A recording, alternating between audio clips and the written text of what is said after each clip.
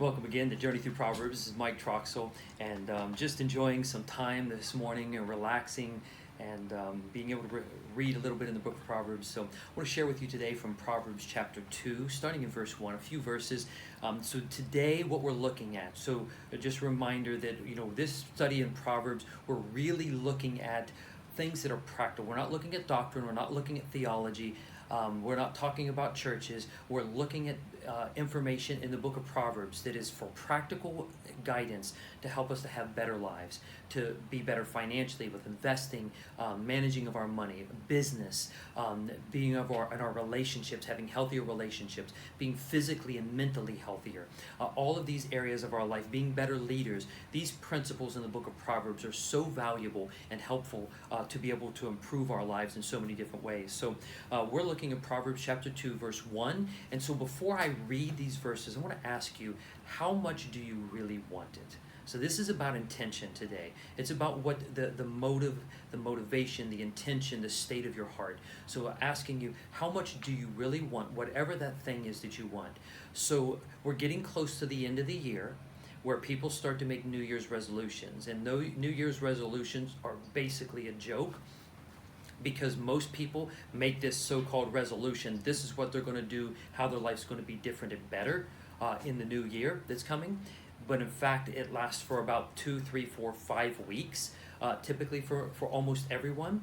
And so it's really irrelevant to make New Year's resolutions. You don't need to make a New Year's resolution. You need to make life changes. You need to make adjustments to your lifestyle. It's like people that do fad diets. There's so many fad diets that are out there available, and it doesn't really radically transform that many people's lives to make them better. It lasts for a short time, they get results, and then they go right back to their own lifestyle, because all it was a fad. It was something that they did for a short time because they saw a need in some area. What you need is not a fad diet. What you need is a lifestyle adjustment. You need to change the way you live. But in order to change the way you live, you really got to change the way you think. So if you change your thinking, you can change your life and the quality of life that you're living. So that's really what the book of Proverbs is about. It's about intention.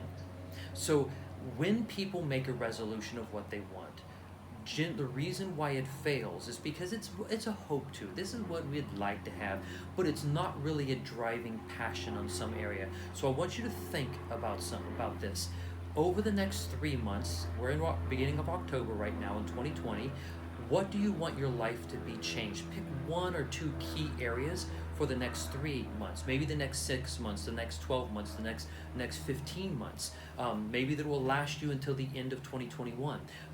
Some changes in a significant area, 1 or 2 areas of your life that you want to make an adjustment. And here's the good news. When you make a change positively in one area of your life, it's going to have a compounding impact in other areas of your life as well. So there's some other corollary things you think would be good things to change, but if you focus on some of the big key areas, it's going to bring a level of discipline and a level of change in your life that's going to trickle down into the other areas affecting that. And so pick those key areas, 1 or 2 key things that you'd like to focus on over the next 3, 6, 9, 12, 15 months.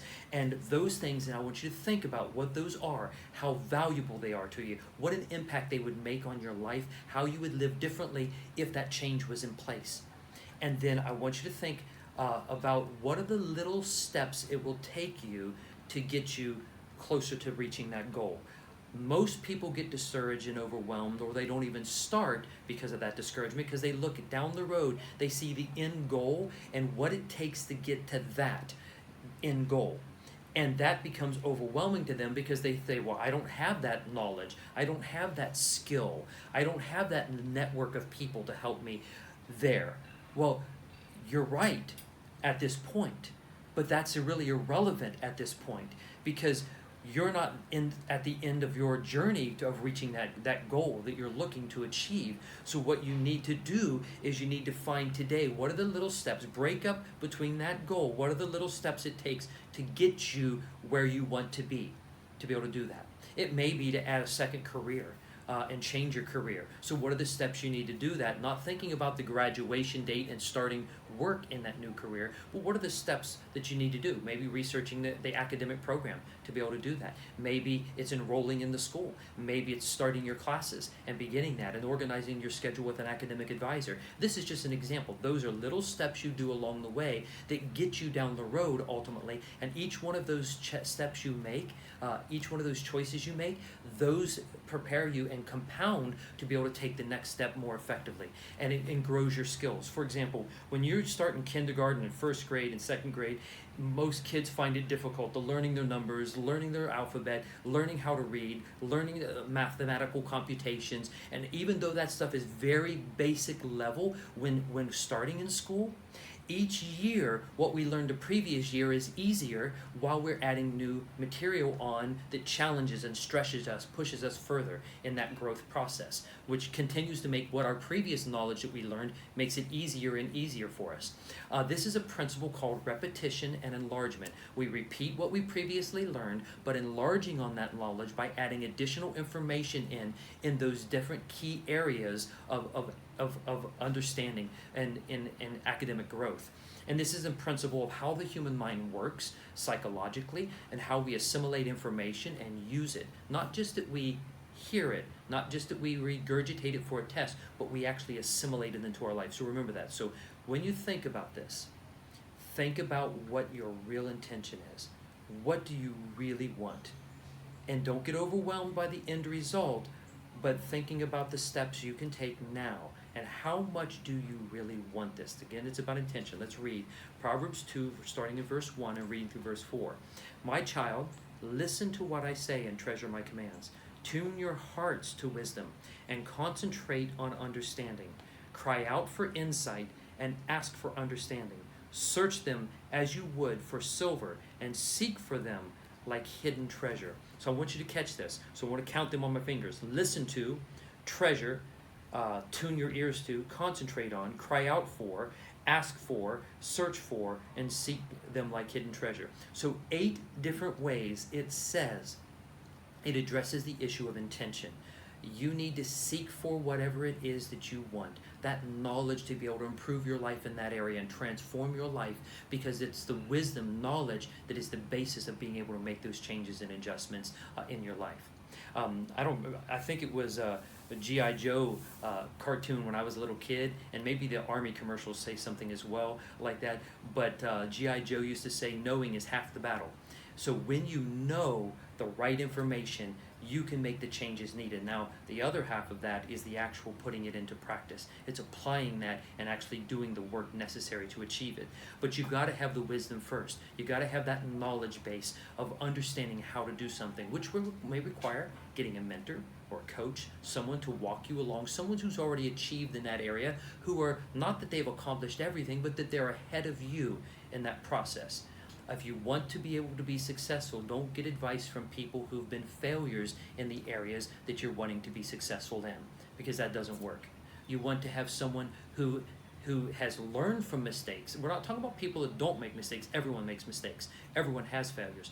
But the difference is, are they a failure in that area and totally not accomplishing, or are they a person who's had failures, learned from them, and turned it into an opportunity to grow and to become very hyper successful in that area, and they're ahead of you? Those are the kind of people you want as mentors and coaches. So in this passage it says, if you really want this, you need to seek for it, you need to search for it, cry out for it, you need to ask for it, concentrate on it, tune your ears to it, and listen to it. Make it as so that is what drives you as a passion. It's what you focus on. And some people will be uncomfortable with that level of focus and concentration. They will think that you're a little bit odd. But if you really want it, that's what really successful people do. They focus onto it, and people think they're crazy until they succeed, and then they wish that they had been along with them for the journey. Then notice what the result will be. Down a few verses, starting in verse 9, it says, then you will understand what is right and just and fair, and you will find the right way to go. For wisdom will enter your heart, and knowledge will fill you with joy. Wise choices will watch over you. Understanding will keep you safe.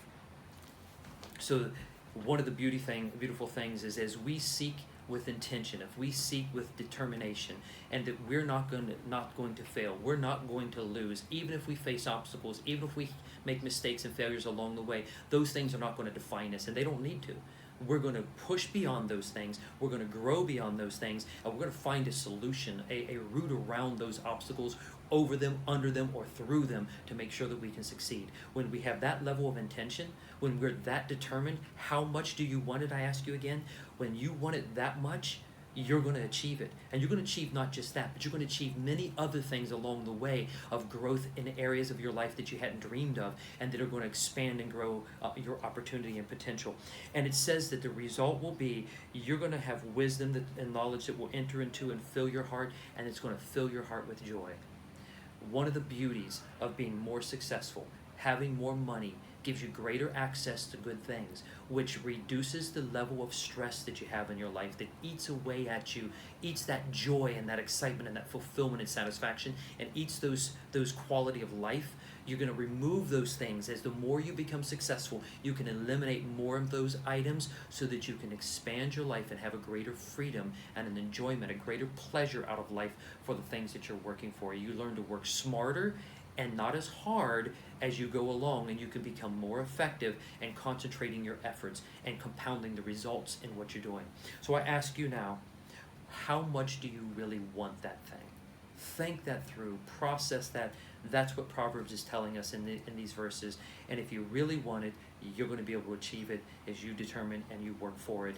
And so choose well, and you're going to live well.